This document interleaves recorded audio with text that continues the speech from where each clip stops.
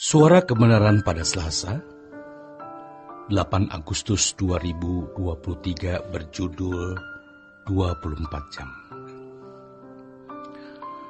Setelah sekian lama kita doa pagi, doa puasa, sudah saatnya kita benar-benar mau mengambil sikap dan menempatkan diri pada posisi yang benar dan permanen atau disebut positioning. Kalau kita tidak sungguh-sungguh menetapkan hati, kita bisa terbawa arus kembali, lalu kegiatan yang kita lakukan selama ini menjadi sia-sia.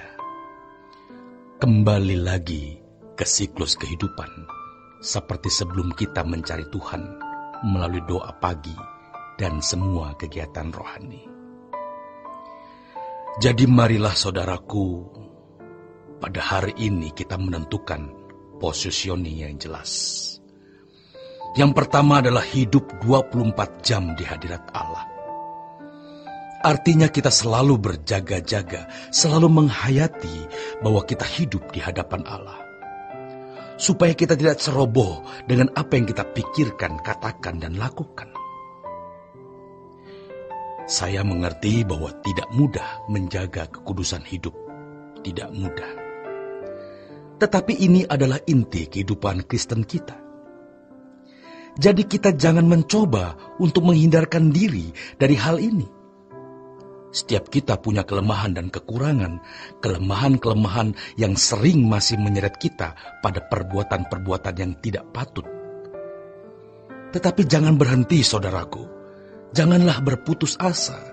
Kita harus terus berjuang supaya kita mencapai kehidupan seperti yang Tuhan kehendaki. Kita tetapkan hati kita untuk benar-benar menjadi umat pilihan Allah yang berkenan kepadanya. 24 jam di hadirat Allah. Kita mau menghayati terus bahwa kita ada di hadirat Allah. Karenanya, kita menjaga diri dari hal-hal yang Tuhan tidak kehendaki. Kita masuk dalam gerakan 24 jam di hadirat Allah dan kita benar-benar memasuki kehidupan yang tidak bercacat, tidak bercerah, gerakan hidup kudus. Kita harus menempatkan diri di kutub yang bertentangan dengan kutub dunia. Karenanya saudaraku, kita harus terus belajar firman Tuhan, memperbarui pikiran supaya kita tidak serupa dengan dunia. Kita harus memosisikan diri berada di kutub kekudusan, kutub percintaan dengan Tuhan, bukan kutub hidup dalam percintaan dunia.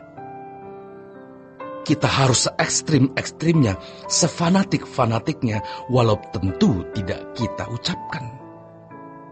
Kita tetap hidup wajar seperti manusia lain secara lahiriah. Secara pandangan mata, kita berumah tangga, bekerja mencari nafkah, melakukan berbagai kegiatan lain yang tidak menyalahi etika kekudusan Allah.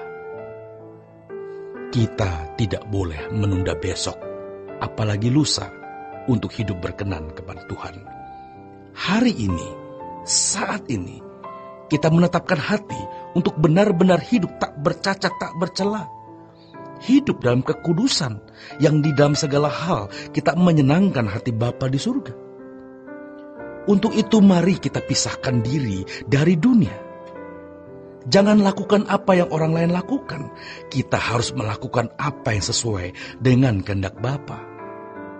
Untuk itu saudaraku, kita memang harus berjuang dengan sungguh-sungguh. Karena ini bukan sesuatu yang mudah, apalagi sudah menjadi irama hidup yang melekat di dalam diri kita.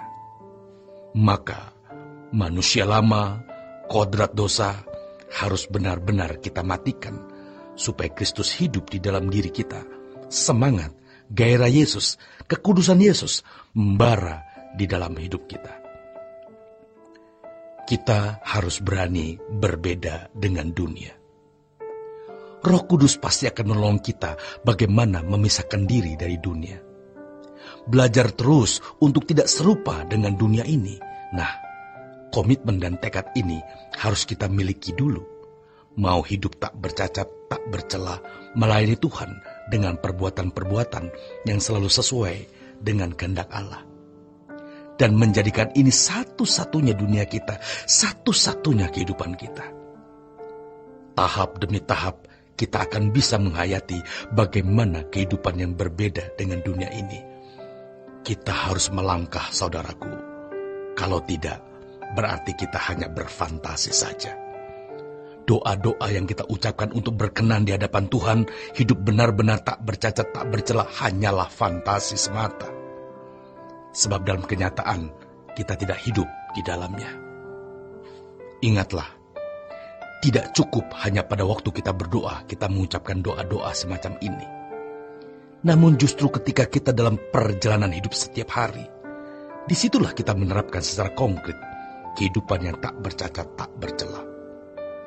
Maka kehidupan yang berbeda akan kita alami tahap demi tahap. Kita harus melangkah. Jangan berpikir kita tidak bisa hidup suci karena melihat dunia sekitar yang begitu rusak dan melihat diri sendiri yang masih jatuh bangun. Kita janganlah berputus asa. Masing-masing kita punya kekurangan dan kelemahan. Tetapi kita memutuskan untuk tidak menuruti keinginan daging. Kita hanya mau menuruti kehendak Allah. Biar kiranya hati kita tertaruh di kerajaan surga. Dan kita selalu ingat bahwa kita sedang ada dalam perjalanan menuju surga.